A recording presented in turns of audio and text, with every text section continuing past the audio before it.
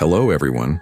Before we start, make sure to like and subscribe to the channel and leave a comment with where you're from and what time you're watching. That way, YouTube will keep showing you stories just like this one. Now let's begin. In a quiet corner of a working-class neighborhood called Pinterest Lane, just south of the Fall Ridge city limits, my family finally moved into the house that had eaten up nearly every dollar we'd saved. It was late October.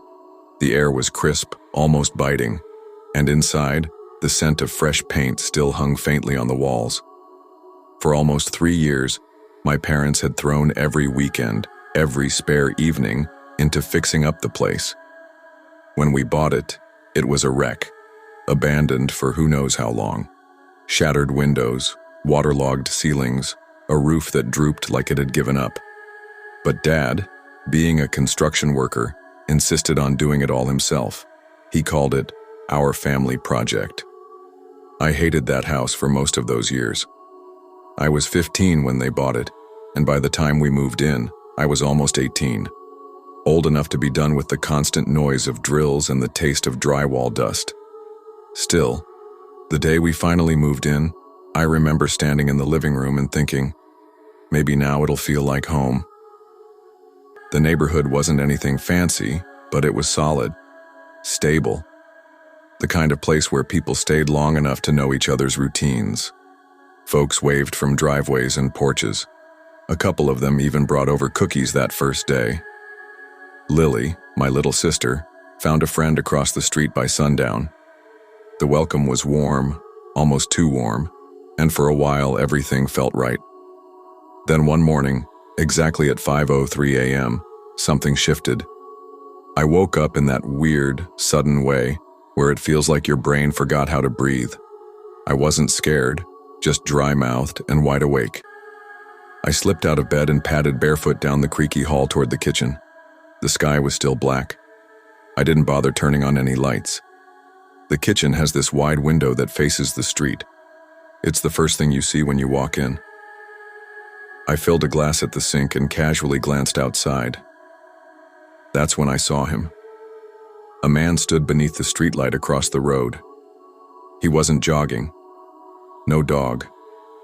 Just slowly pacing, back and forth, arms stiff at his sides like he didn't quite know what to do with them. He moved with the kind of deliberateness that puts your nerves on edge. And then, he stopped. He tilted his head and looked straight up. At me. I dropped below the window like someone had fired a shot. My heart slammed against my ribs.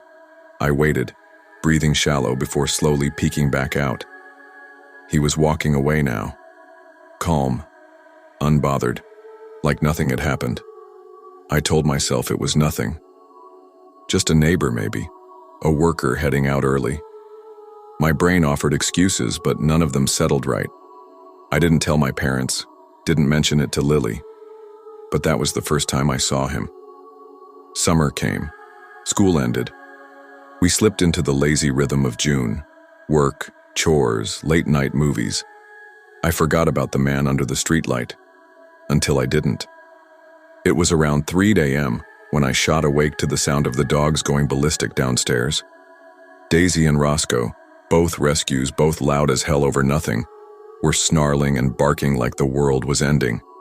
I stumbled down, whisper shouting at them to knock it off before they woke Dad. They didn't even glance at me, just kept barking, hackles up, eyes locked on the window. I followed their gaze, and there he was. Same man, same streetlight, same blank, heavy stillness. Only this time, he wasn't pacing. He was just standing there, watching. Not the neighborhood, not the sky. Our house. His body was pointed directly at the living room like he was waiting. Or listening. I don't even remember flipping the light on. It just happened. He turned the moment it did, slowly without any urgency, and walked down the street again, fading into the dark. I stood frozen for almost a full minute before I forced myself back upstairs. I woke Dad, told him everything. He barely opened his eyes, just grunted something about some weirdo and told me to let him know if I saw the guy again, then rolled over and went back to sleep. That was it. No concern, no questions. A week ago, around 9:45 p.m., I was in the backyard alone. My parents were out late helping my aunt move and Lily was at a sleepover. I was hauling boxes out of a rental storage pod we'd finally gotten around to emptying. Most of the stuff in there was junk.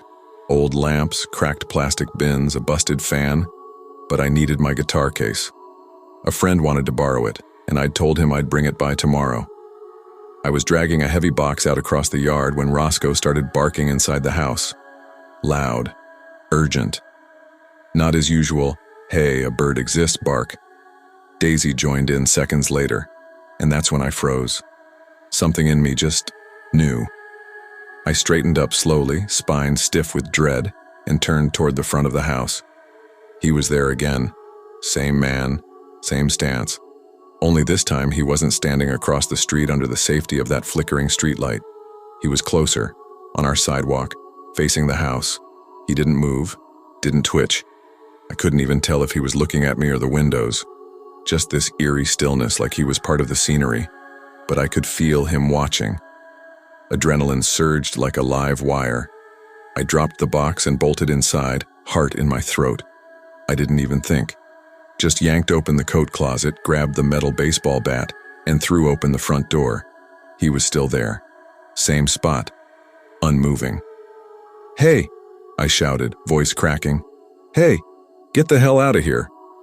The second I yelled, he spun around and ran. Fast. Like a sprinter. Like he'd rehearsed it. He was gone before I could get past the driveway, just vanished into the dark. By the time my parents got home, I was still shaken,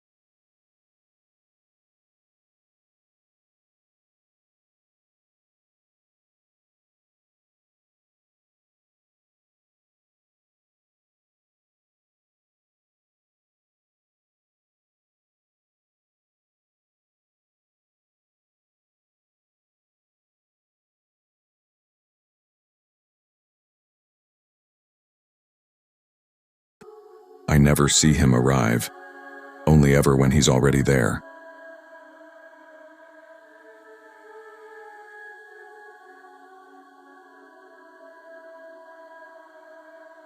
In a quiet stretch of town tucked behind an old railroad line and bordered by fields of soybeans and corn, there was a little yellow house with flaking paint and a rusted wind chime that spun constantly, even when there was no wind. That's where I grew up, Sycamore Street. It wasn't just a place, it was part of my childhood. My name's Ellie. I was the youngest of 8, 5 boys, 3 girls. Our house overflowed with hand-me-down clothes, paper bag lunches, and constant noise. Always noise. We were what folks called a big family, the kind where the fridge was never fully closed and the screen door slammed a dozen times an hour in the summer. We didn't have a lot, but we had each other, and Max, our Rottweiler mix who acted more like a grumpy bodyguard than a pet. We weren't allowed to wander far, 2 blocks, tops, and never alone. If I wanted to go somewhere, one of my older brothers had to come with me. When they got tired of babysitting, Max was the fallback. He'd trail behind, silent and alert, like he understood his job.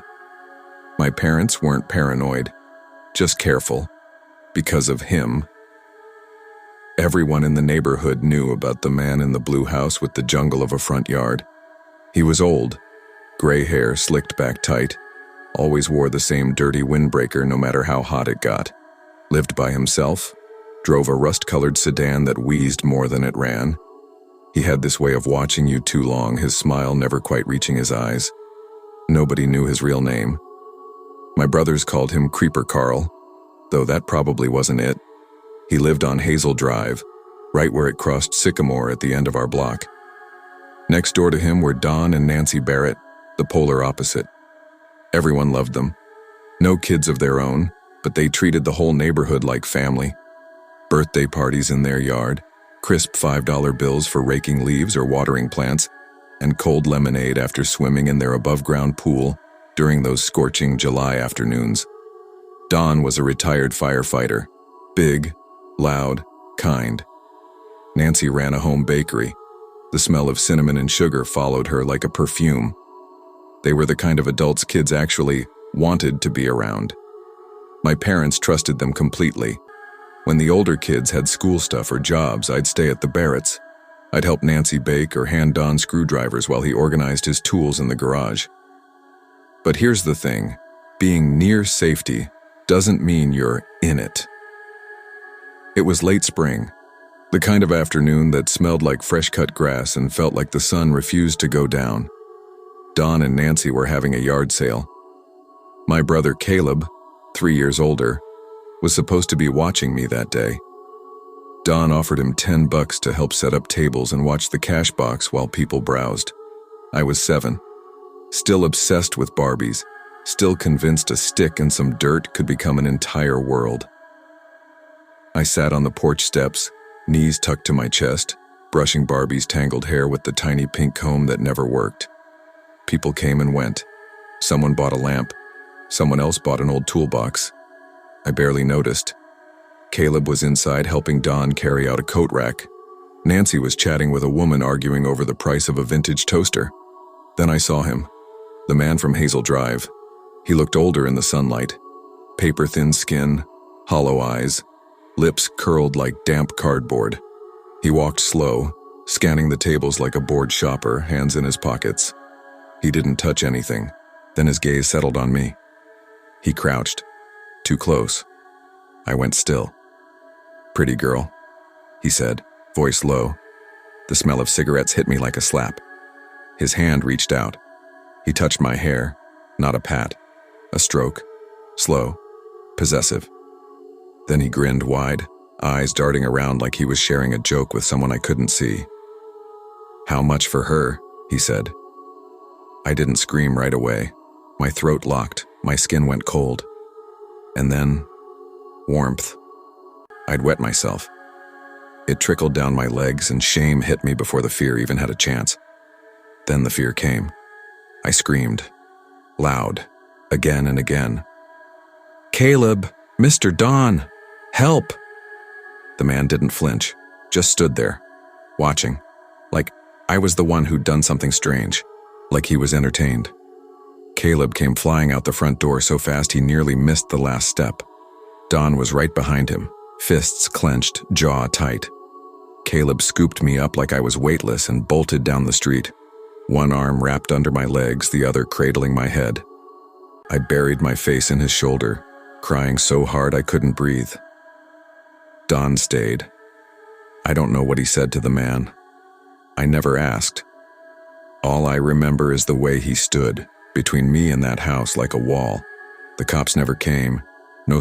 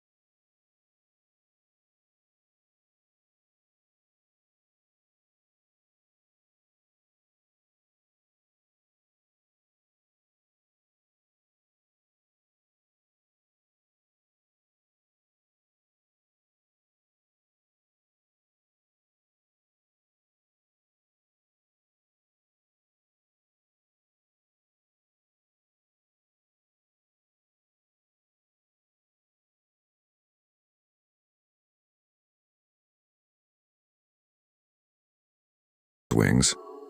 And all because of one sentence. How much for her? Years later, when I was 17, I found out we weren't the only ones. Rachel, she lived 2 blocks over, told me one night at a bonfire that she remembered him too. Said he used to sit in his car by the playground, engine off, just watching. Another boy from down the street said the man once offered him candy when he was biking home from school. No one ever reported it. No one had proof. Just rumors, whispers.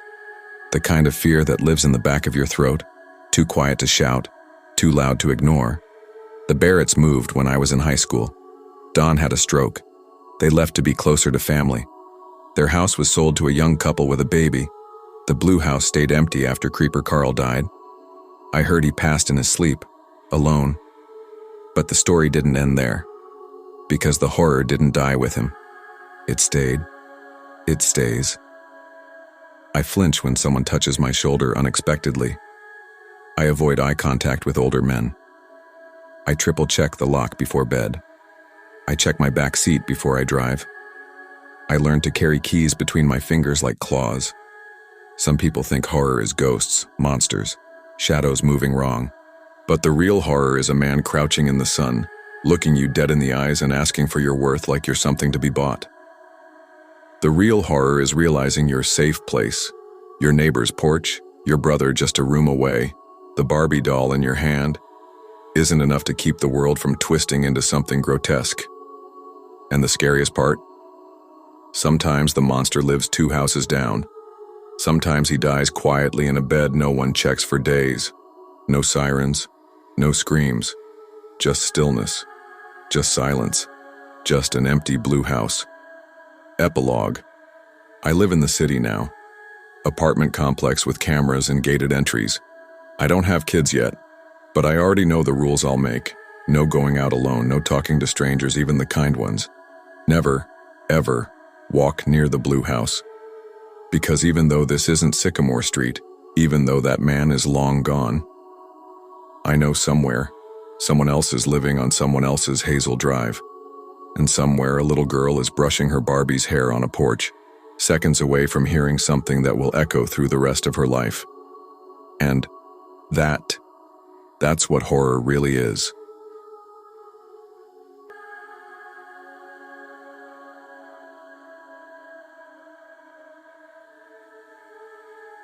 I never thought anything bad would happen in that apartment.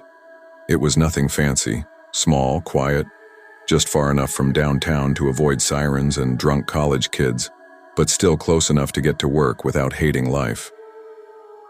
After a messy breakup that left me feeling like a shell, I needed something, anything, to feel like a fresh start. Havley Court Apartments, Building C, Unit 3B felt like that. It wasn't modern. The hardwood floors were worn thin in spots. The blinds had gone yellow with age, and the pipes groaned every time the heat kicked on. But it had charm. The hallway always smelled faintly like cinnamon and old paint, like someone had tried once to make it feel warm. Lived in, yeah, but not haunted. I'm Aaron. I'm 27 now, but I was 25 when I moved in. Rent was cheap, which meant utilities were included and expectations were low.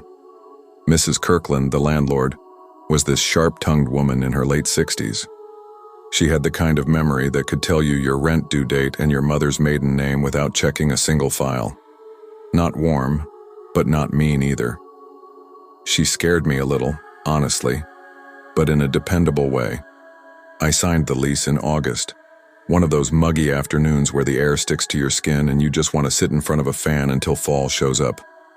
I moved in the next weekend. My unit faced a narrow alley. That meant it stayed dim most of the day, shadows draped across the walls like permanent wallpaper. I kind of liked that.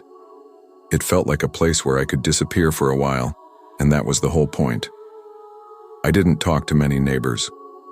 There was the couple across the hall, mid-30s, always mid-argument. Their voices bled through the walls, some nights like angry whispers. Above me was a guy with the heaviest footsteps I've ever heard. It sounded like he dropped bowling balls just for fun. And then, there was the man down the hall. 3 doors down, I think. Quiet. Tall. Thin. Wore a navy jacket like it was stitched to his skin, even in the middle of a heat wave. We didn't talk. We barely even nodded. Maybe exchanged a quick hey once or twice. But there was something about him that never sat right with me. Something I told myself not to overthink. Then came that Friday night in July. The kind of heavy, humid night where you don't even want to open the windows. I was curled up on the couch with a blanket and popcorn, watching Zodiac on my laptop. Lights off, just the flicker of the screen casting shadows across my living room. It was a slower part of the movie, some scene where everyone's talking in low, serious tones. I was close to nodding off when I heard something. Click. A small, metallic sound. I paused the movie and sat up. Then a rattle, more distinct this time. The doorknob. My doorknob. I froze. Not someone knocking, not calling out. Someone was turning it, testing it. I couldn't move at first. My heart thudded so loud it almost drowned out the sound. Then I got up quietly and padded barefoot across the floor. The apartment was tiny, maybe 8 feet from couch to front door, so I didn't have far to go. I leaned in and looked through the peephole. There he was, navy jacket, face tilted down, laser focused on the knob like he was trying to figure out the mechanism. No fumbling, no drunken swaying. He was deliberate, calm. His hands moved like he'd done this before, like he knew exactly what he was trying to do. It was him, the guy from down the hall. My mouth went dry. I didn't know what the hell to do. Should I shout? Call someone? I just stood there, watching him through the fisheye lens. I leaned in closer, maybe too close, because the door creaked slightly under my weight. He looked up, right at the peephole, right at me. We locked eyes, or at least I think we did. He didn't jump or act startled. He just slowly backed away, one step at a time. Then I heard his footsteps retreat down the hallway. A few seconds later, the faint sound of a door closing. I didn't sleep that night. I sat on the couch with every light on, checking the peephole every 10 minutes like some nervous animal waiting for a predator to come back. He didn't. Not that night. The next morning I told myself a story, that maybe he was drunk, confused, wrong door. It happens, right? That's what I wanted to believe. I had to go on with my day. Pretend like life was normal. At around 9 a.m., I walked into the kitchen to make coffee. I passed the door on the way, and then I heard it. Clink. Soft. Metal on metal. Like a key, or something like it. I froze.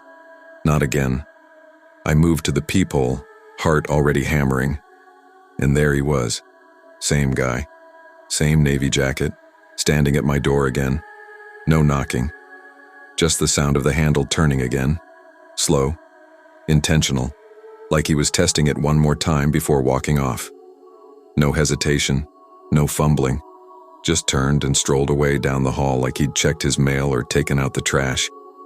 I stood there, barely breathing, one hand clenched around the curtain next to the door, heart pounding so hard I could feel it in my throat. That wasn't someone drunk. That wasn't someone confused. That was something else entirely. Calm. Calculated. A few days passed without any sign of him, but the hallway felt different after that. I started noticing the silence more, the way footsteps echoed too long, how doors took just a second too long to close. I avoided going out after dark. I started clipping my pepper spray to my key ring, just in case. At night, I wedged a wooden chair under the doorknob, not because I thought it would really stop anyone, but because I needed to feel like I was doing something. I lived alone, so there wasn't anyone to bounce my thoughts off, no one to say, "Yeah, that's weird," or "You're overthinking it." It was just me. Then one morning, a little after 7, I stepped out to head to work, and there he was. We were walking toward each other down the hall, only about 10 feet apart before I noticed him. My pulse jumped. I thought about ducking back into my apartment, pretending I forgot something, but it was too late. He was already looking at me. He smiled. Just slightly. "Hey," he said casually, like we were neighbors who chatted all the time. "Sorry about the other night. I think I might have confused your door for mine after going out. Bit of a blur, honestly. Hope I didn't freak you out." He said it like it was no big deal, like we were laughing off an awkward run-in in the laundry room. I wanted to say something, anything.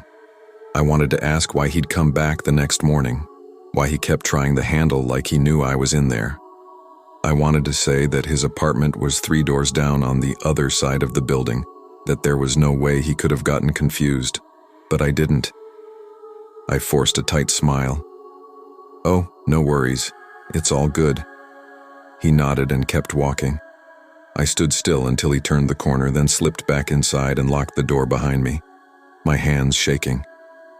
My brain wouldn't stop looping it. He hadn't slurred a word. He didn't look hungover.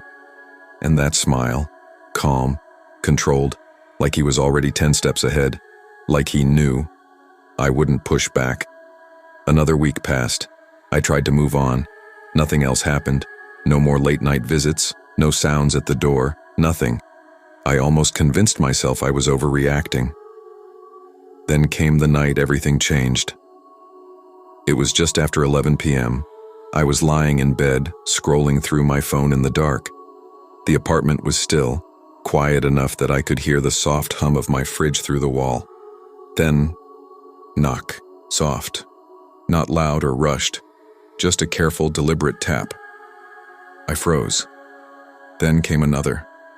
Same rhythm. I sat up slowly and let my phone slip onto the blanket beside me. I listened. My body was still, but my mind had already gone into overdrive.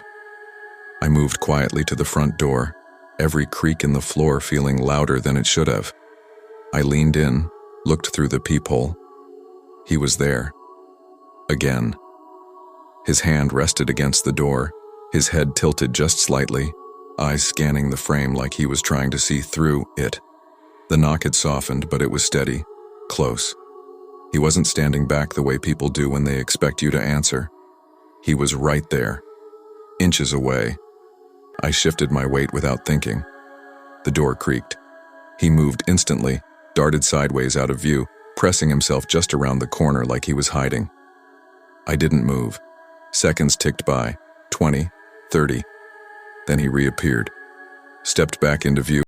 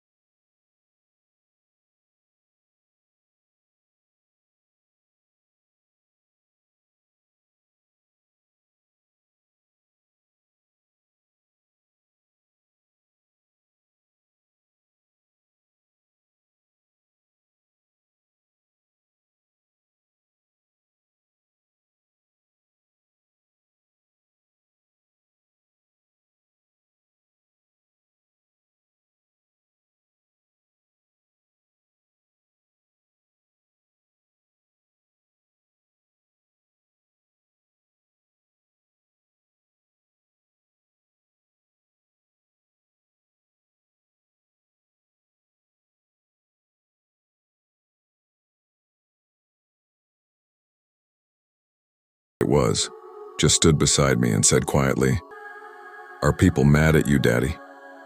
That did something to me. Something sharp and ugly snapped loose in my chest. "I want cameras where they'll never think to look," I told Claire that night, pacing the living room in socked feet. Inside the mailbox, tucked into that fake rock by the flower bed, motion sensors on the side gate.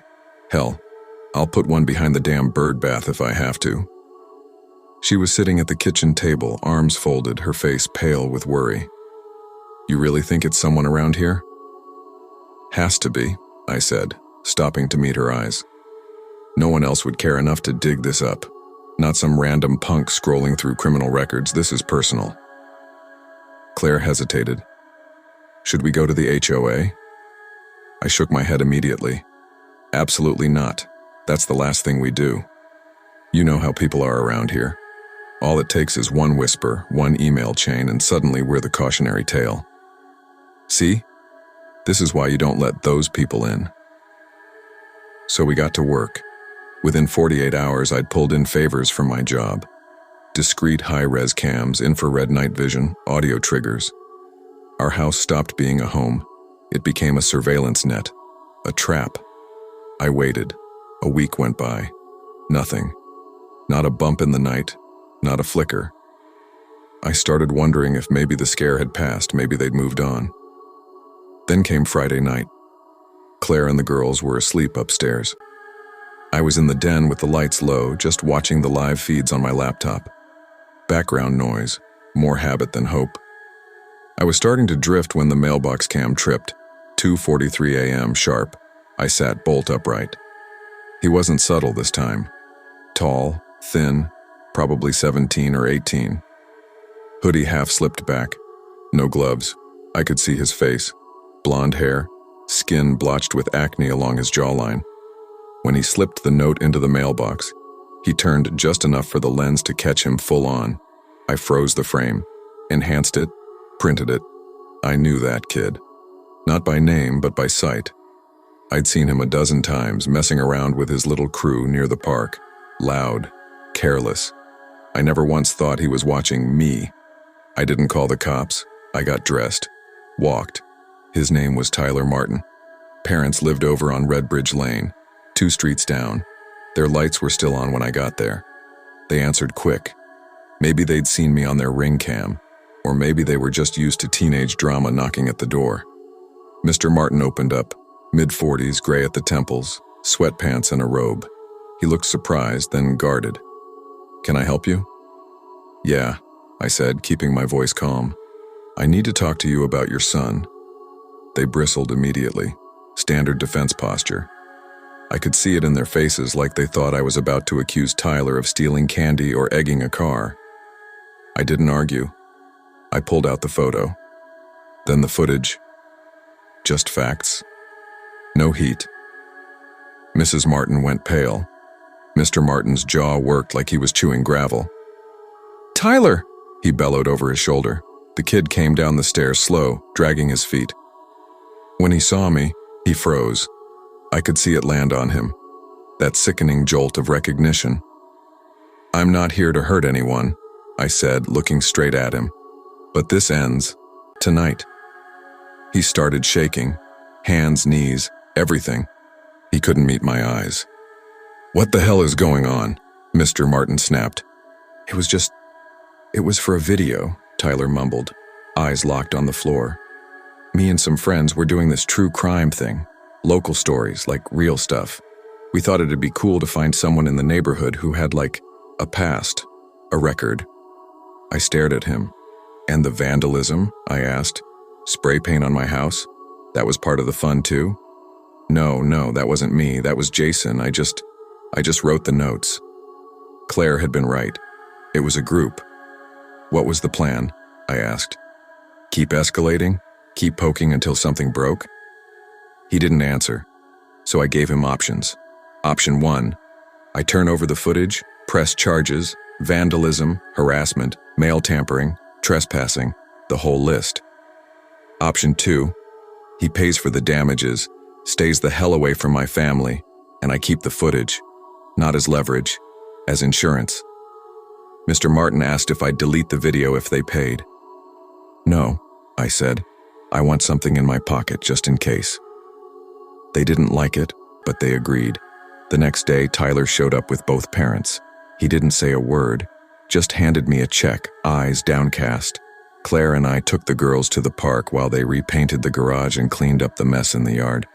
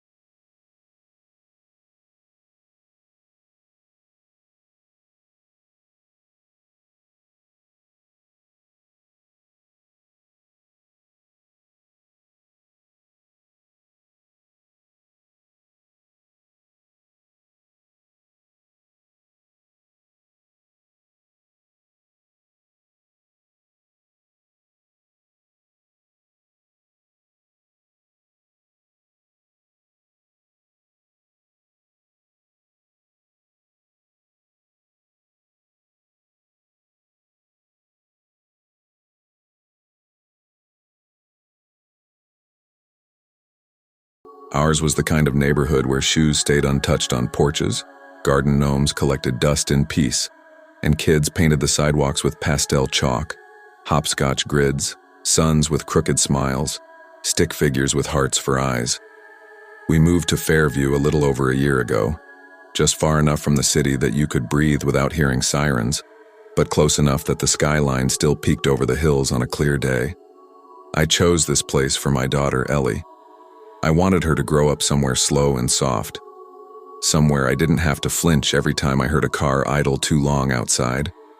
For a while, it felt like I'd made the right call. My husband and I found a 2-bedroom place with a lopsided deck and a backyard wrapped in weathered fencing. I added chickens to the mix, picked up a second-hand coop off Marketplace and filled it with a noisy trio I named after famous writers, Bronte, Austen, Atwood. Ellie loved them instantly. She'd throw handfuls of feed and try to hug their feathery rumps. She was only 2, all babble and bounce, but smart. Too smart. She figured out how to drag a chair to the back door and unlatch the screen on her own. Cute at first. Less cute the third time I found her toddling around barefoot in the garden before breakfast. Saturday morning, 8:17 a.m. Ellie, I called, stepping around a pile of couch cushions she'd turned into a makeshift obstacle course. The back screen door was open again, creaking on its hinge, and the chair was pushed up against the knob.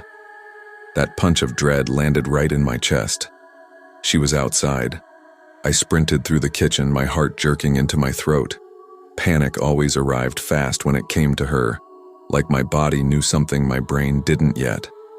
Then I saw her, barefoot, her tiny ponytail lopsided, bouncing down the deck stairs with those frantic cartoon arms. The way she moved always reminded me of a wind-up toy with no off switch. "Ellie, wait for Mommy," I yelled, yanking on my sneakers without bothering to tie them. She shrieked with laughter and bolted across the yard straight toward the chicken coop. I was closing the distance, breath catching in my throat, when the first gunshot cracked the air. Then another. Then another. Gunshots don't sound like they do in movies.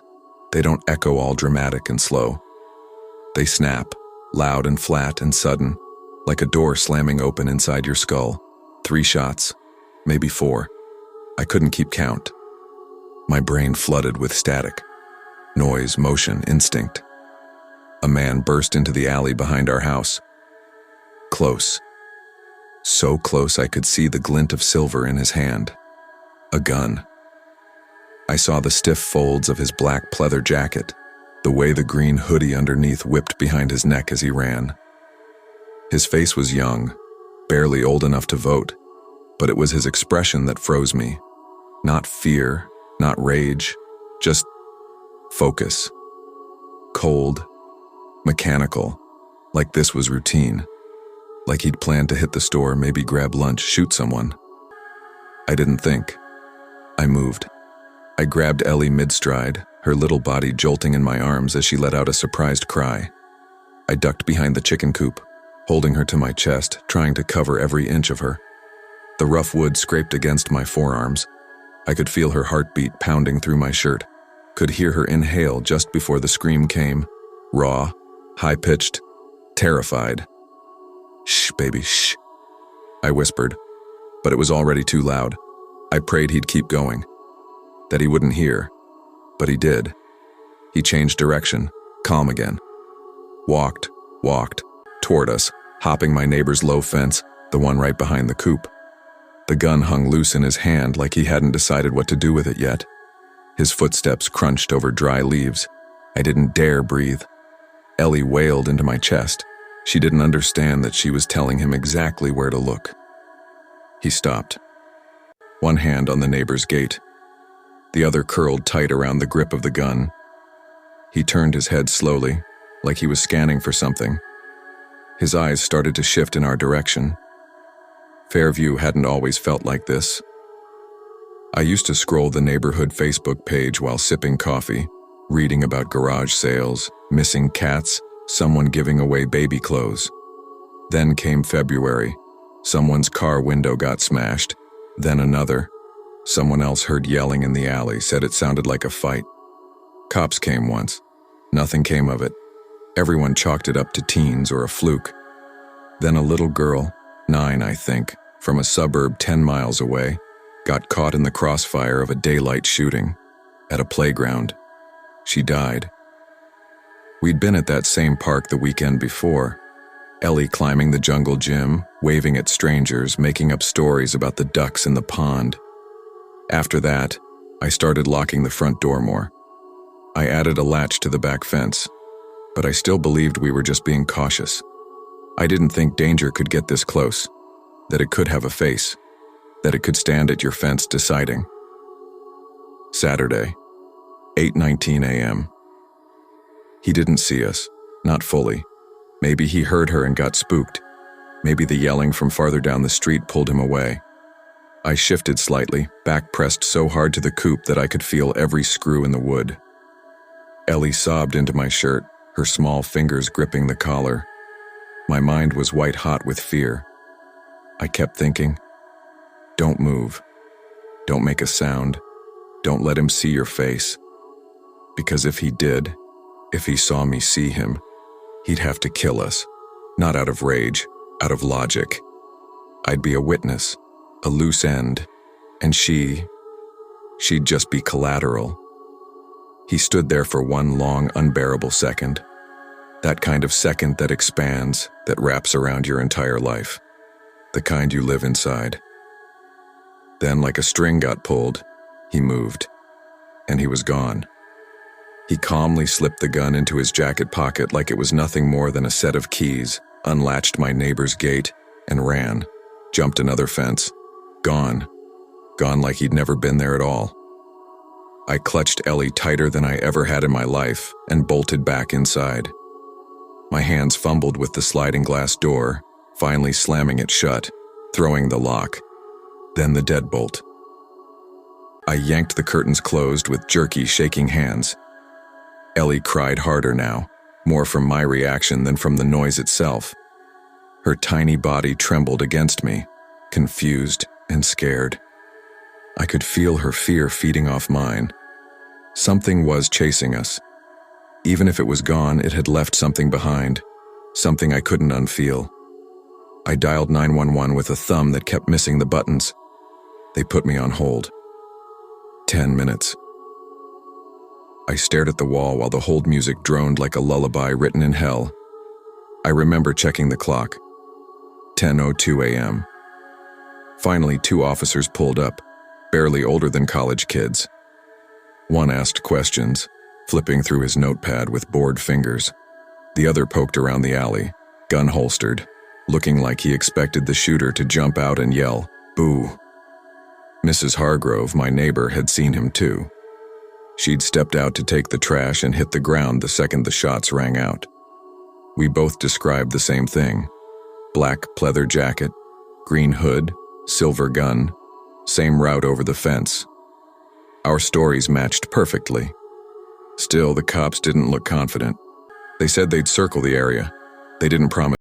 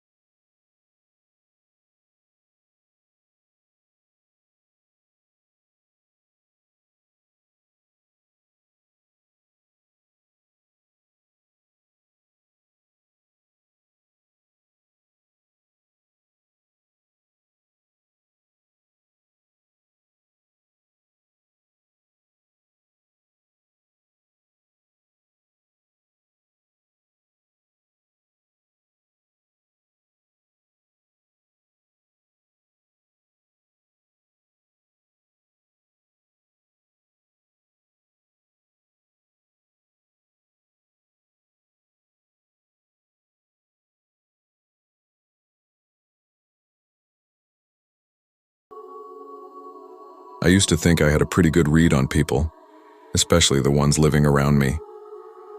When Aaron and I moved into that 6-story walk-up in the Flatbridge neighborhood of Hartley, New Jersey, we were just relieved to have more space. It was this weathered old brick building, tucked a little off the main street, just far enough from the city that rent didn't bleed us dry, but still close enough that you could hear the distant rumble of the subway if you cracked a window at night. The building had that kind of forgotten charm: rusted stair railings, mailboxes that looked like they'd barely survived a bar fight, and a front vestibule where the only light came from a flickering bulb buried in cobwebs. We had apartment 6B, top floor. Decent view, lots of stairs. Not ideal after grocery runs, but we were used to city life. Before this, we crammed ourselves into a studio over in East Vernon, where the walls were so thin you could hear your neighbors sneeze and then argue about it with their boyfriend for 2 hours straight. Compared to that chaos, Flatbridge felt almost peaceful. The building had its cast of regulars. Mrs. Lang in 2A always throwing breadcrumbs at the pigeons like she was running some underground bird buffet. Greg, the garlic-scented guy with a beat-up harmonica and a laundry room concert schedule no one asked for. And then there was this girl with green headphones who jogged the stairs like she was training for a stairwell Olympics. We didn't really know anyone. We nodded, exchanged haze, held doors open.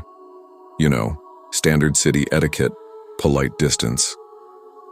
Then, one random Tuesday, Aaron brought up the neighborhood registry. We were curled up on the couch, half watching some crime documentary, half scrolling through our phones. He muttered, "Bet there's some creep around here. Want to check the registry?" I laughed, rolled my eyes, but pulled it up anyway. The site loaded, showed a map dotted with little red markers, 4 within 5 blocks. One of them was right over our building. I tapped it. The profile loaded with this grainy mugshot, wild, greasy hair, hollowed-out eyes, this manic half-smile that made your skin itch. Name, Raymond C. Heller, age, 46, convicted of sexual assault on a minor. Over 10 years ago, served time, registered, now living legally on the premises. Unit unknown. Damn, I muttered, tilting the phone to show Aaron. He squinted. That guy looks familiar. And he was. Over the next few days it clicked. We had seen him, lurking around the block, sometimes setting up a rickety folding table out front with bruised fruit, apples, bananas. He'd shout at people passing by, stuff about supporting local business, sometimes just screaming about pesticides and how the government was poisoning us. We had nicknamed him Fruit Stand Guy. He'd never spoken to us, never came close. But something about his eyes, the way they scanned people like he was sizing up something just under your skin, it made you feel like your nerves were retreating inward. Still, we didn't dwell. We didn't have kids. We didn't throw loud parties. We kept to ourselves. I worked nights, legal archiving at a firm in the city. Most shifts ended around 3:30 or 4 a.m.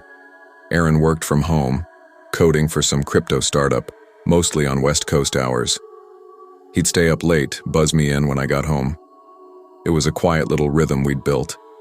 It worked, until it didn't. The first time something felt off, it was so minor I almost brushed it off completely.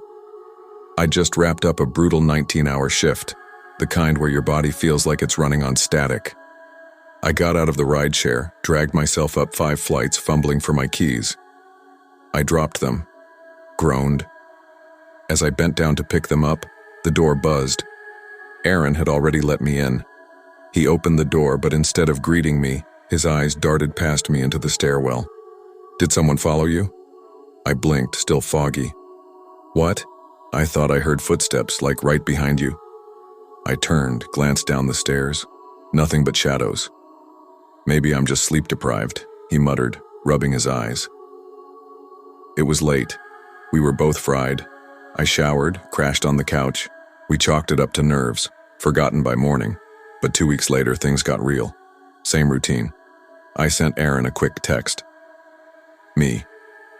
Leaving now, 3:05 a.m. Aaron. Okay, I'm up. Halfway through the ride home, my phone rang. Not a text. A call. Aaron never calls. I answered immediately. Hey. His voice came low, tense. Don't come in the front. Go around back. I'll meet you. I straightened up. What? Why? There's someone at our door. Right now. A pause. I swallowed. Is it? I thought it was you at first, but I checked the peephole. It's the fruit stand guy. His voice cracked. He's naked. I didn't respond. I literally couldn't. My mouth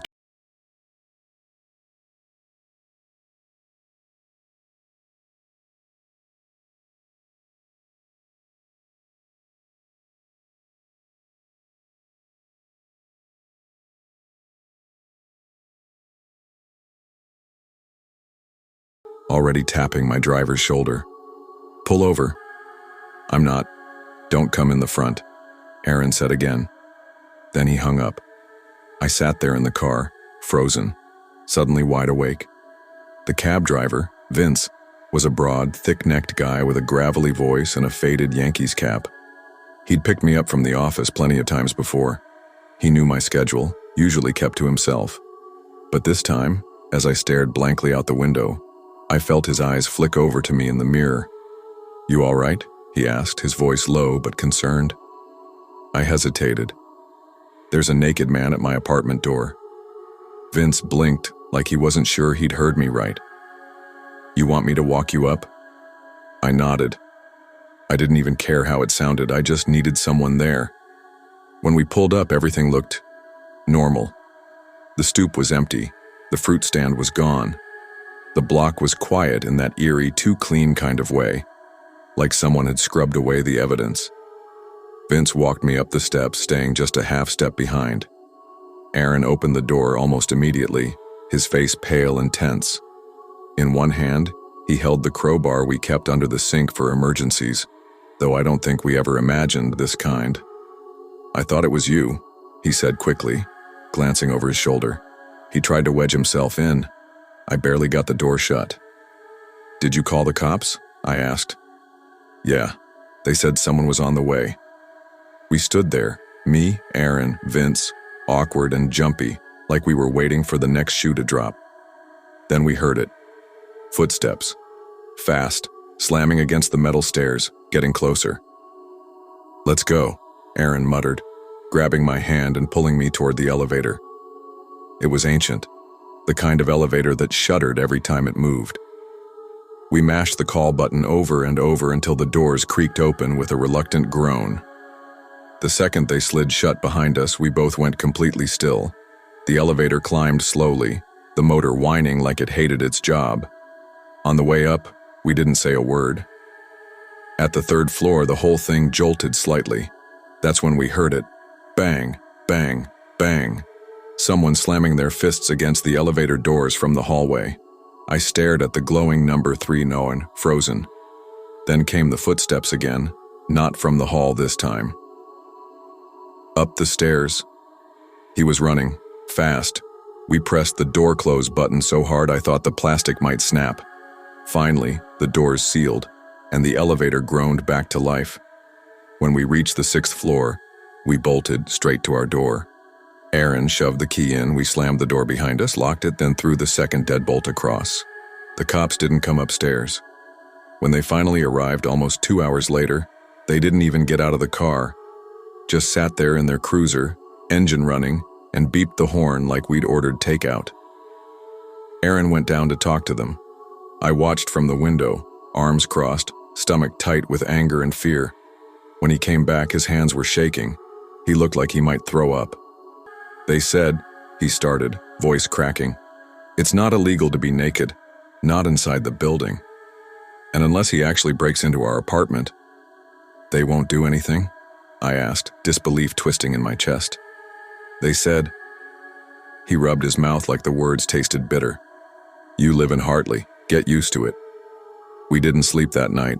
We shoved a chair under the doorknob like a barricade would actually hold. I brought the biggest kitchen knife into the bathroom with me. Every creak in the floorboards, every gust of wind rattling the window panes made our hearts jump. Aaron barely left the apartment for the next few days. We filed a complaint with the landlord. Heard nothing back. Ray was still there, still ranting from his corner, still selling fruit no one bought, still watching. But now we noticed things we hadn't before.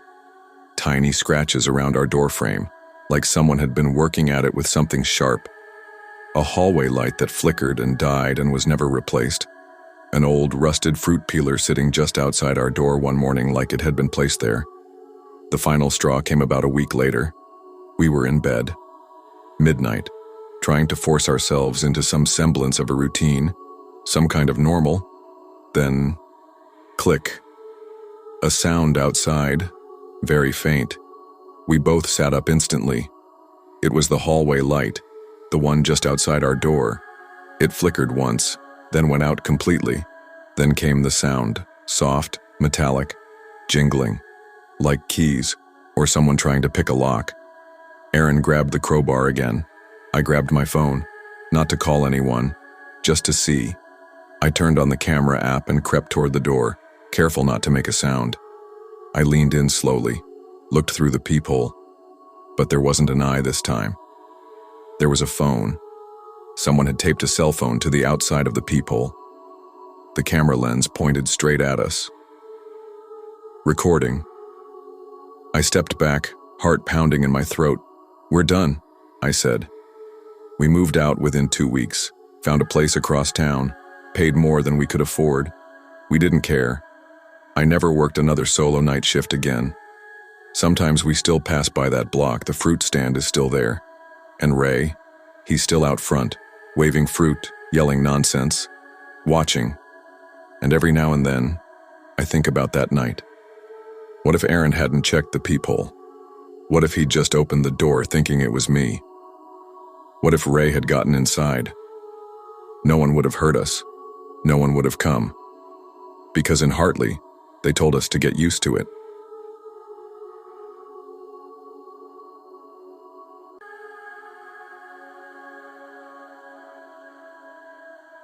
I always thought our neighborhood was quiet. Not the TV-perfect suburb kind where everyone bakes pies and organizes block parties, but still, the kind of place where you wave to the guy mowing his lawn, chat briefly with the lady 2 doors down while walking your dog, and where locking your door felt more like habit than necessity. Our house sits at the tail end of a cul-de-sac in a medium-sized town east of Phoenix, Arizona. Dry heat, brutal summers, or as Marcus, my fiancé, likes to call it, Satan's personal sauna. We moved here 3 years ago, back when the housing market hadn't completely lost its mind.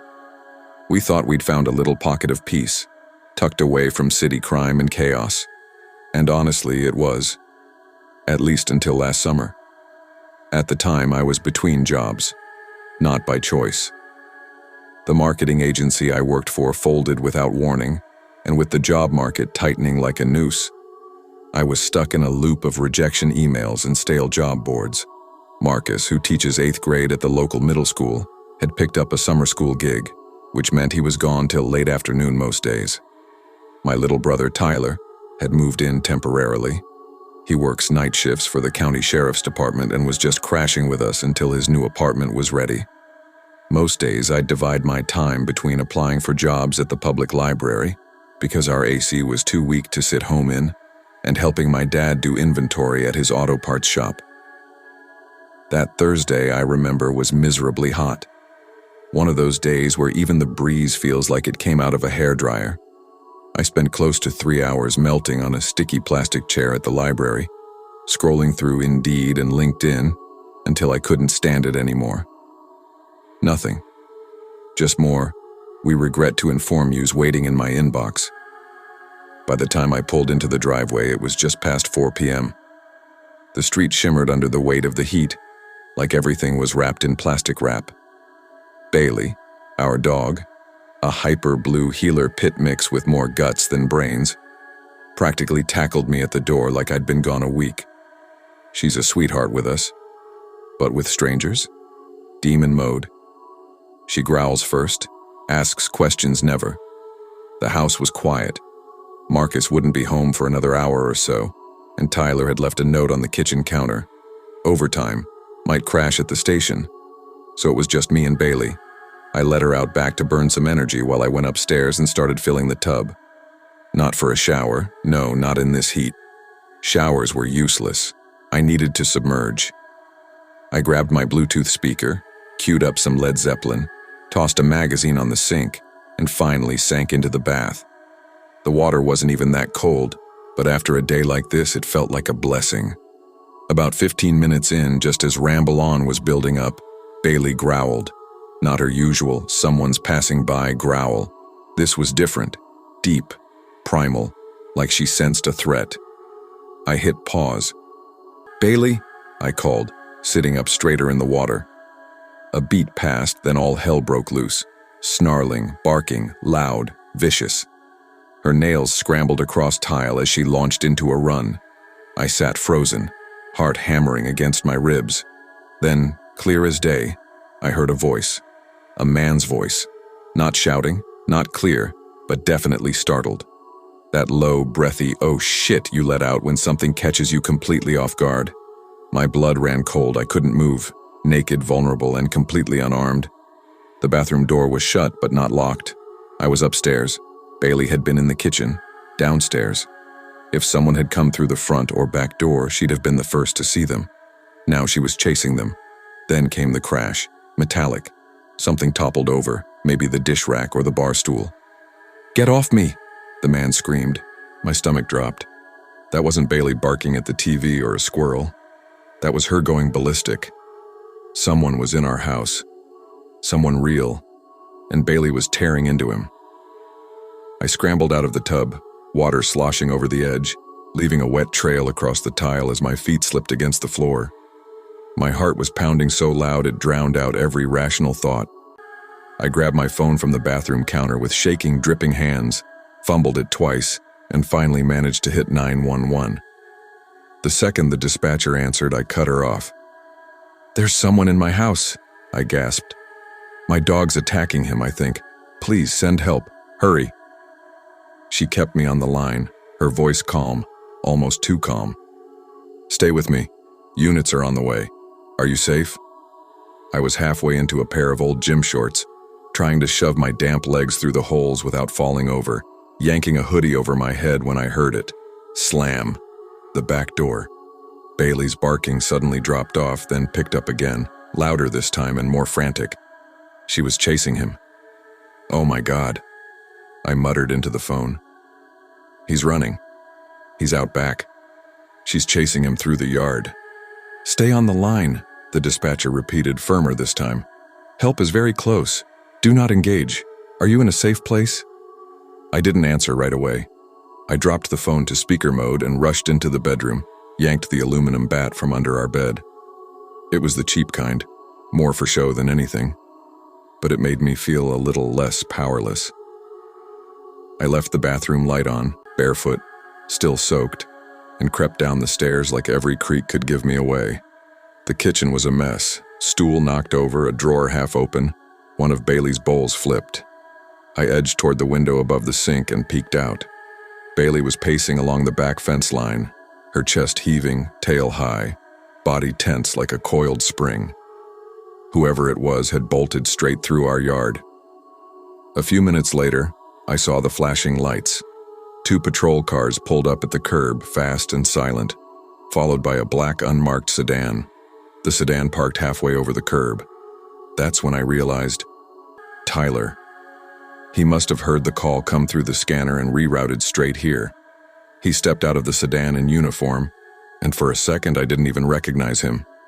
Seeing him like that, gun holstered, face tight, it made him feel like a stranger.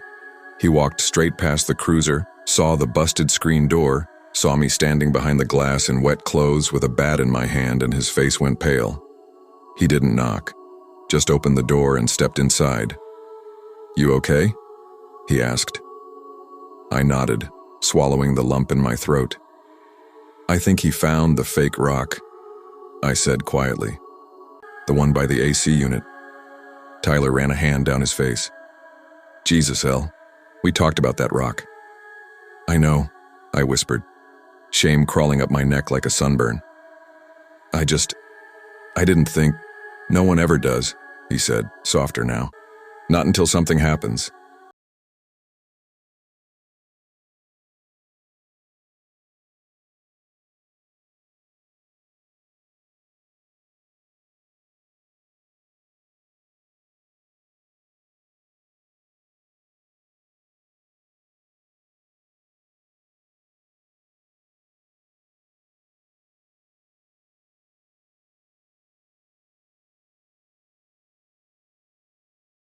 Guy they caught couldn't have been more than 5'8", maybe 130 pounds soaking wet. No shirt, badly sunburned, and twitching like a live wire. He was bleeding from at least 3 spots: his calf, his side, and one deep puncture on his forearm. Bailey hadn't held back. The EMTs patched him up enough to speak. He was still dazed, barely coherent. Meth, maybe spice. Tyler guessed both. No weapon, just a grimy backpack and a screwdriver. He told the officers he thought the house was empty, claimed he was just looking for stuff to pawn. Said he didn't mean to hurt anyone, didn't know we had a dog. Said he just wanted a quick score. But none of that stopped my hands from shaking that night, or for several nights after. Everything changed after that. We installed a full security camera system, front and back, replaced the fake rock with a real lockbox, reinforced the back door with a steel bar, new blinds on every window. I couldn't fall asleep unless Bailey was curled right up against the bed. We started keeping one handgun in the nightstand, another locked in a coded safe in the kitchen. Tyler offered to move back in full-time, said he didn't feel right leaving us alone after what happened. I said no. Marcus wasn't thrilled, but I appreciated it. Tyler took me to the range instead, taught me how to handle both guns safely. It's been nearly a year now. On the 14th of every month, Bailey gets a special dinner. We call it her Hero Day. Steak, mashed sweet potato, and a few bites of Marcus's hamburger bun. She earned it.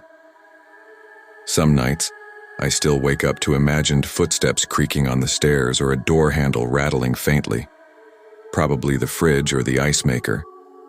Probably. But I keep the bat next to the bed anyway, because now I know. Even in a quiet neighborhood, evil doesn't always knock. Sometimes it just walks right in.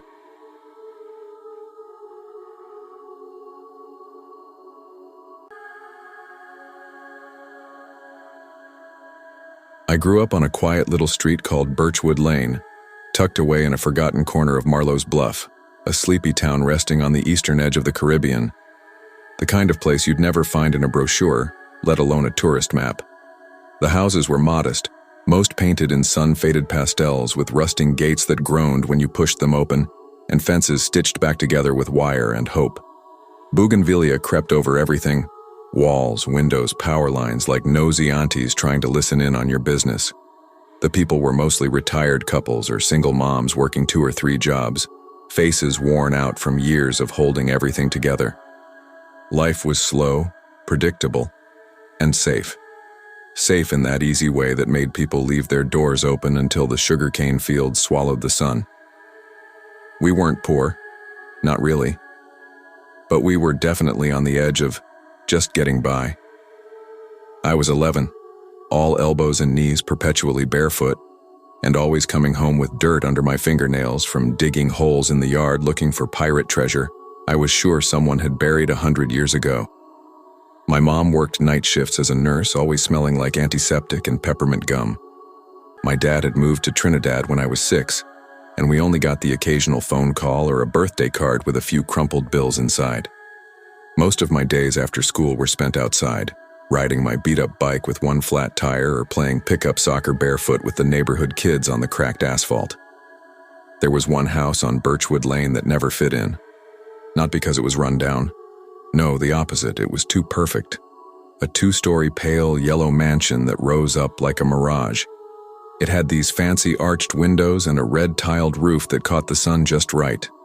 The iron gate out front always looked half open, but something about it made you hesitate, like it was watching you. Marble statues stood in a neat row along the walkway like guards frozen mid-step, and the hedges were trimmed so precisely you'd think someone used nail scissors. That was the Morrow house. The family that lived there, the Morrows, were different. Not rude, not friendly either, just apart. The father, Mr. Louis Morrow, was barely a shadow. If you saw him, it was from behind, slipping into a black SUV with dark windows, wearing crisp white linen and those gold-rimmed glasses that made him look like some Caribbean Bond villain. His wife, Maria, was younger than him by a lot and always looked like she was listening for something. eyes flicking side to side, voice barely above a whisper. They had 4 kids, all homeschooled. The youngest, Isabel, Izzy, we all called her, somehow became one of us. She was 5 when we first met. Small, like really small, with giant brown eyes and wild curls pulled into 2 fuzzy puffs. She asked questions constantly, like her brain couldn't shut up. She never wore shoes. And for some reason, she treated our house like it was hers, walking in unannounced, plopping down at the kitchen table with my mom like she lived there. My mom never said no. Izzy had that way about her. It wasn't long before the neighborhood started talking, quietly. My mom and the other women whispered over laundry baskets and plastic chairs about how strange it was.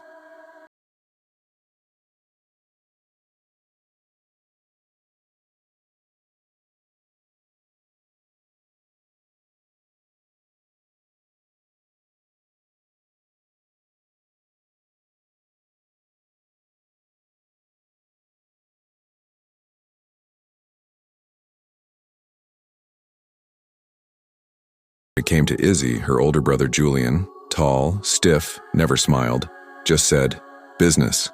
That's it. No follow-up, no details. We didn't press. Maybe they didn't know. Maybe they weren't allowed to say. Supposedly, their dad traveled a lot, always had meetings. Didn't matter to us. We were more interested in who brought snacks.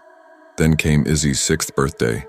They threw a party that made the rest of the block look like background noise.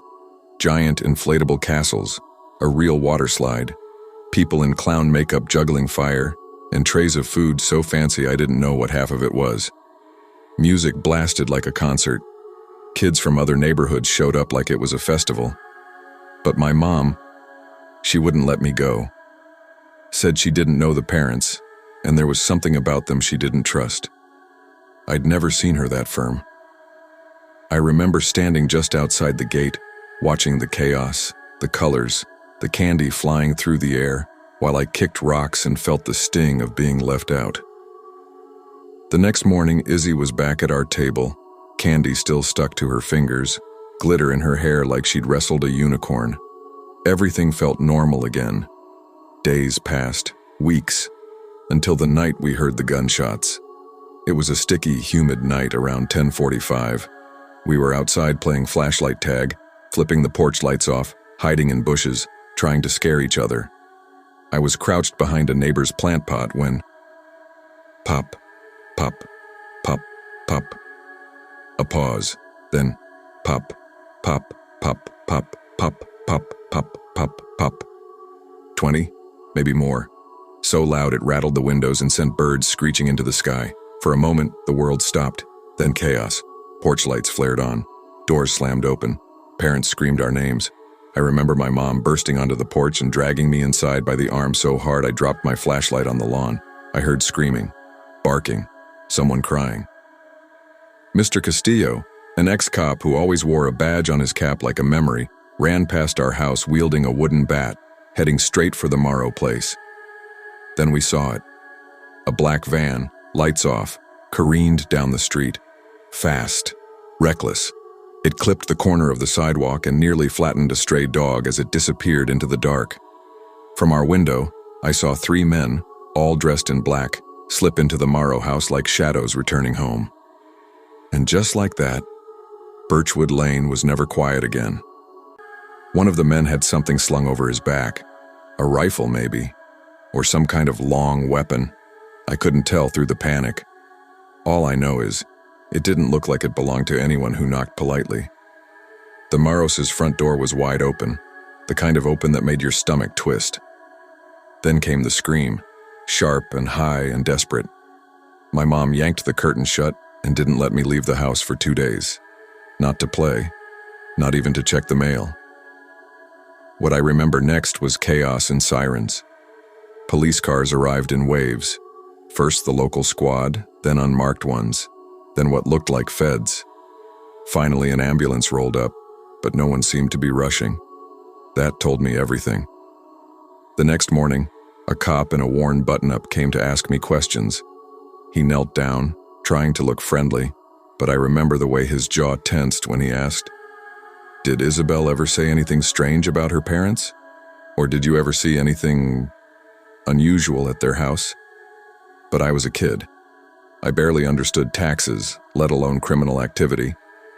I shrugged and said, she liked glitter, and she thought our fridge was haunted. That was all I had. I was more worried about whether my Wii remote had survived the fall when my mom dragged me inside. After that night, the Maros disappeared, vanished, just like that. No goodbye, no moving trucks, no for sale sign. Their yellow mansion stood quiet and untouched like it was holding its breath. Dust started to collect in the windows. Grass grew tall enough to hide the base of the statues. Still, every now and then that same black van showed up again. Not often, once every few months.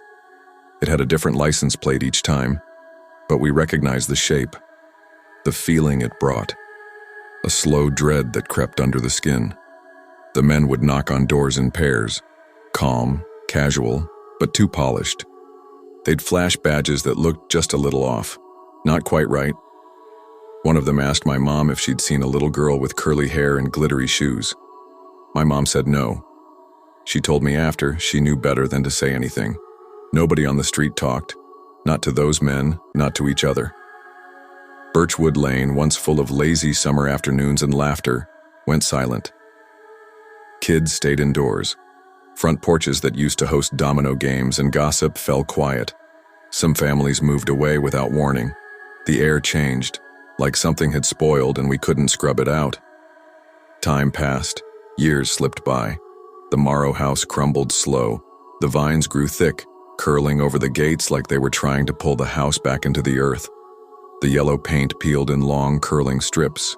The marble statues cracked and began to fall, as if even stone couldn't carry the weight of what they'd seen. I didn't think about Izzy for a long time. I'm 28 now. Still live in Marlowe's Bluff, just not on Birchwood. My mom retired and moved to Barbados, chasing the quiet she never got back. I run a small mechanic shop down by the port. Oil-stained hands, engine noise always in the background. Nothing fancy, but it pays the bills. Last month, I ran into Mr. Castillo, our old neighbor, the ex-cop, at a roadside bar. He looked older, tired in the eyes, but he still had that quiet watchfulness. After a couple drinks, I asked him what I'd never asked before. What really happened that night? He didn't answer at first, just stared at his rum like it might tell him what to say. Then he spoke, low, like even after all this time someone might still be listening. Louis Morrow wasn't in business, not the kind you want your name in, he said. He was a trafficker, high level, drugs, people, maybe both. He'd agreed to flip, turn on his suppliers, his whole network. DEA had him. That night was supposed to be the takedown, but someone got wind of it. They didn't let him talk. He paused. They put 3 in his head while he was eating dinner. Maria, his wife, was shot too. She survived barely. She's in custody now, somewhere up in the States, under protection. What about Julian? I asked, even though I think I already knew. Ran. Didn't get far. They found his body in a burned-out car 2 towns over. Other kids? They were split up. Witness protection, new names, new homes, scattered like dust. I hesitated, but the question sat on my chest like a brick. Izzy? Mr. Castillo exhaled, slow and heavy. Last I heard, maybe Canada. Foster care. No one really knows. Not even the agency people. She'd be, what now, 22? 23? Different name, different life. Then he looked at me and said something that's stuck in my ribs ever since. I just hope she remembers who she really is, and that she stays safe. That night I went home and pulled out the old photo album I'd forgotten in the back of my closet. Dusty, faded, half the pages stuck together. I flipped through grainy prints of birthday cakes, soccer matches, crooked teeth, and scraped knees. Then I found it. Me and Izzy, standing by my front gate. She had one arm around my shoulders and the biggest grin, barefoot as always. There was glitter on her cheeks and a chocolate smear on her chin.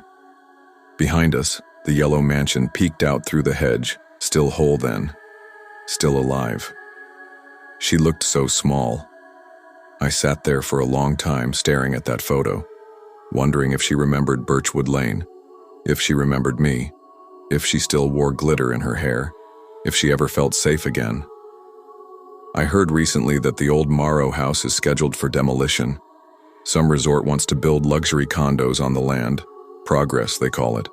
Part of me wants to sneak back one last time, just to see it, to stand in the spot where we used to play, to say goodbye to the ghost of a girl who once wandered barefoot into my kitchen like she belonged there. But another part of me, the part that still flinches when I hear sudden sirens, thinks maybe some places are better left alone. Some stories shouldn't be reopened.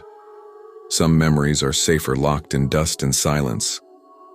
And so the yellow house waits, sagging, broken, forgotten.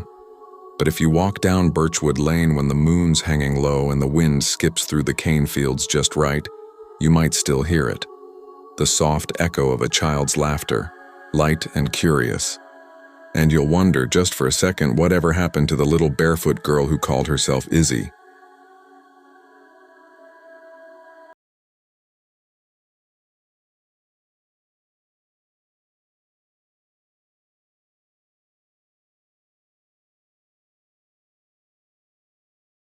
Backed me into a corner.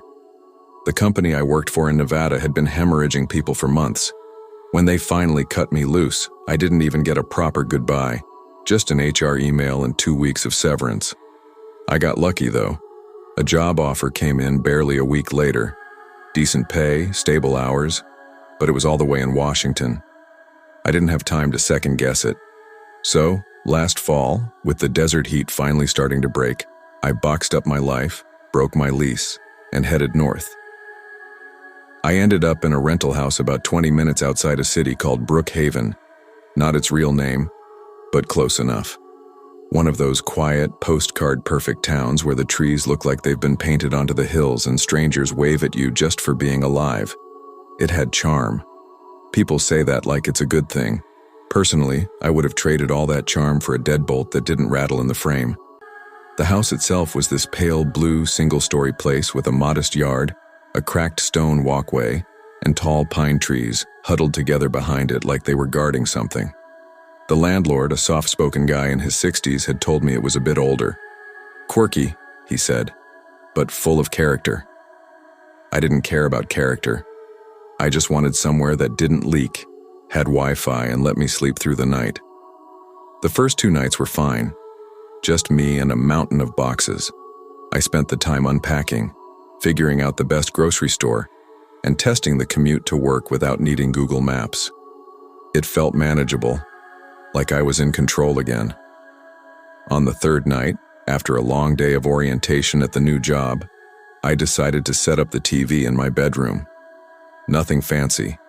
Just wanted to veg out with something brainless and forget about the unpacked boxes still choking the hallway. I was on the floor halfway through assembling the stand when I heard it. At first it was soft, barely a sound, like something brushing lightly against the wood floor. I paused, screwdriver in hand, and waited. It was probably just the old house shifting, I told myself. These places always made weird noises. Then it happened again, louder this time. A distinct scraping sound like something heavy being dragged against the floorboards. It was coming from the opposite end of the house. I held my breath. Then footsteps. Actual, heavy, unmistakable footsteps. One after another, moving from the back of the house toward the dining room.